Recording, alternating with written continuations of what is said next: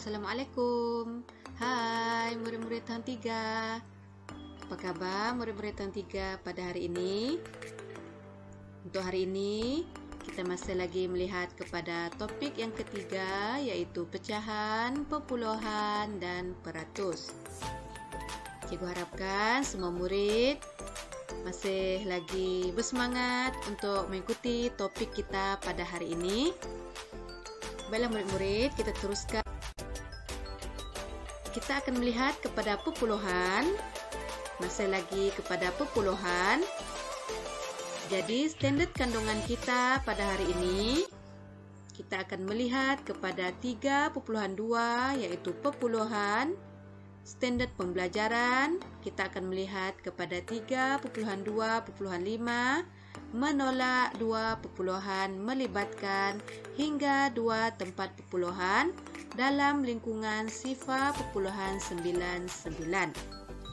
Manakala bagi objektif pembelajaran pula, cikgu harapkan pada akhir pembelajaran ini nanti, murid-murid tahun 3 akan dapat menolak sekurang-kurangnya 4 daripada 6 soalan melibatkan 2 perpuluhan dengan betul. Baiklah murid-murid, sebenarnya kemahiran ini juga telah kamu pelajari semasa minggu sebelum cuti. Jadi pada hari ini kita akan mempelajari semula atau mengulang kaji semula kemahiran menolak melibatkan 2 perpuluhan ini.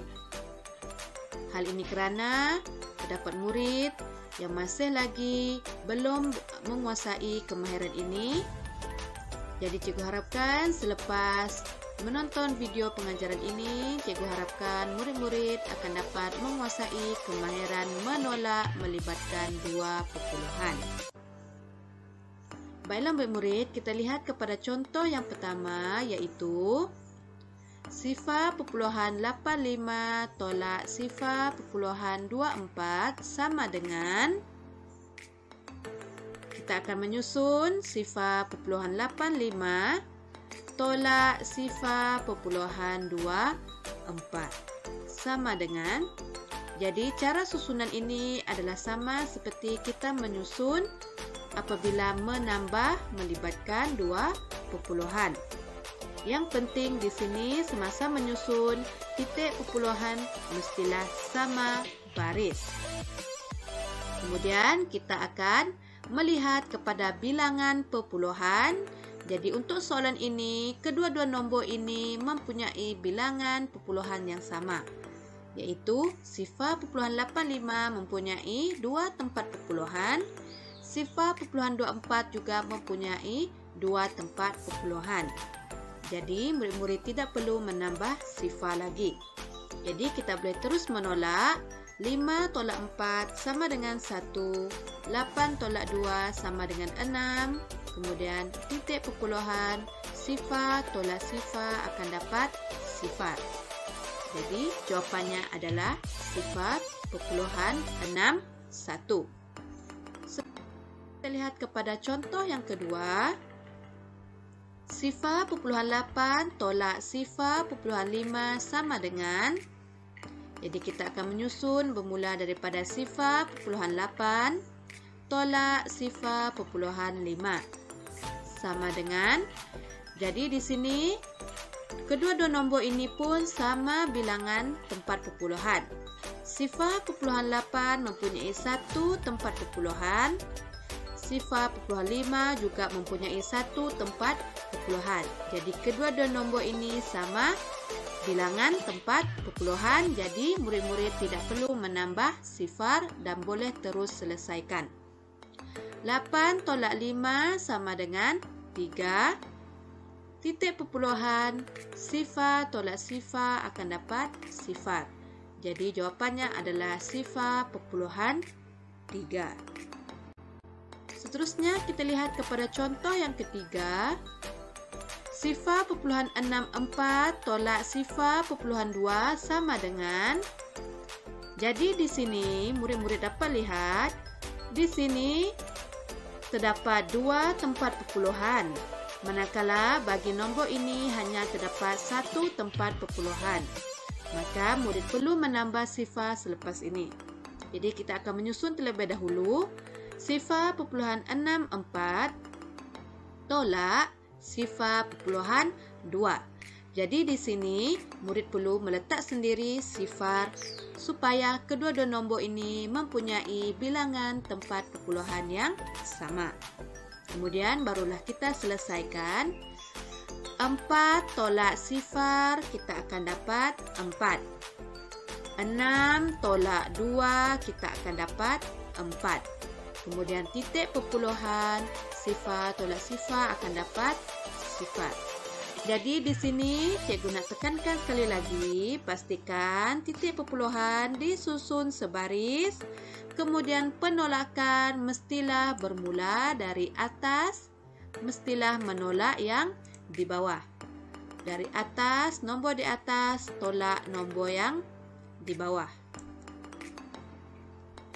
Dan jawapan bagi soalan contoh yang ketiga ini adalah sifar perpuluhan 4. Baiklah murid-murid, seterusnya kita lihat kepada contoh yang keempat.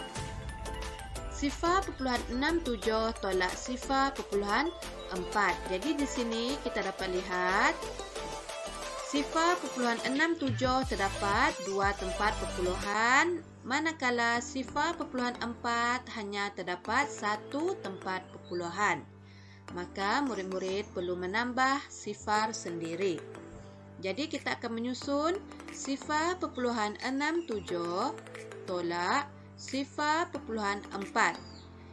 Jadi di sini kamu akan menambah sifar sendiri. Kemudian barulah kita selesaikan. Ingat, kita mesti menolak dari atas ke bawah. Jadi 7 tolak sifar akan dapat 7. 6 tolak 4 akan dapat 2. Titik perpuluhan, kemudian sifar tolak sifar akan sama dengan sifar. Jadi jawapannya adalah sifar perpuluhan 27. Terusnya kita lihat kepada contoh yang kelima. Sifar perpuluhan 8 tolak sifar perpuluhan 35 sama dengan. Jadi pastikan bilangan tempat perpuluhan adalah sama banyak. Sekiranya dilihat bagi sifar perpuluhan 8 hanya terdapat 1 tempat perpuluhan. Manakala sifar perpuluhan 35 terdapat 2 tempat perpuluhan. Jadi murid-murid perlu meletak sifar sendiri selepas ini. Jadi kita akan menyusun sifar perpuluhan 8. Kemudian cikgu akan letak sifar sendiri di sini. Tolak sifar perpuluhan 35 sama dengan. Jadi kita mesti menolak dari atas ke bawah. Sifar tolak 5. Adakah dapat sifar tolak 5? Adakah cukup sifar tolak 5? Sekiranya tidak cukup, kita tidak boleh tolak 5 tolak sifar. Kita tak boleh dari bawah tolak atas. Mesti dari atas, nombor atas tolak nombor di bawah. Sekiranya nombor di atas tidak mencukupi untuk menolak nombor yang berada di bawah, maka kita kena pinjam dari nombor pada rumah di hadapan atau rumah sebelah kiri. Jadi kita akan pinjam dari nombor 8. Jadi 8 akan menjadi 7. Manakala sifar akan menjadi 10. Datang dari mana 10 ini? Kita pinjam daripada 8 tadi, maka dia sudah menjadi 10. Jadi 10 tolak 5, kita akan dapat 5. 7 tolak 3, kita akan dapat 4. Titik perpuluhan, kemudian sifar. Jadi jawapannya adalah sifar perpuluhan 45.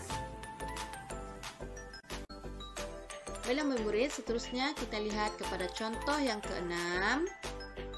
Sifar pupuluhan 45 tolak sifar pupuluhan 16 sama dengan, jadi sifar pupuluhan 45 tolak sifar pupuluhan 16, kita perlu menolak bermula dari nombor sebelah kanan terlebih dahulu dan mesti menolak dari atas ke bawah.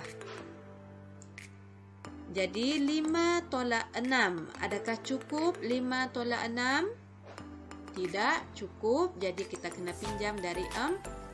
Maka 4 akan menjadi 3. Dan 5 akan menjadi 15 kerana 1 tadi kita pinjam daripada 4, maka dia akan menjadi 15. Jadi 15 tolak 6 akan dapat 9. 3 tolak 1 akan dapat 2, titik pupuluhan, kemudian sifar. Dan jawapannya adalah sifar pupuluhan 29. Baiklah murid-murid, sekarang adalah masa untuk mencuba. Cikgu harapkan murid-murid berhati-hati, terutamanya apabila nombor pupuluhan itu tidak sama bilangan pupuluhannya, maka murid perlu meletakkan sifar sendiri.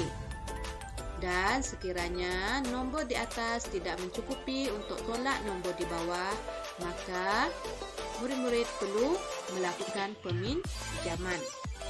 Pastikan murid-murid tidak melakukan sebarang kecuaian dan dapat menjawab kesemua soalan ini dengan betul. Jadi setakat itu saja pembelajaran kita pada hari ini. Semoga kita berjumpa lagi.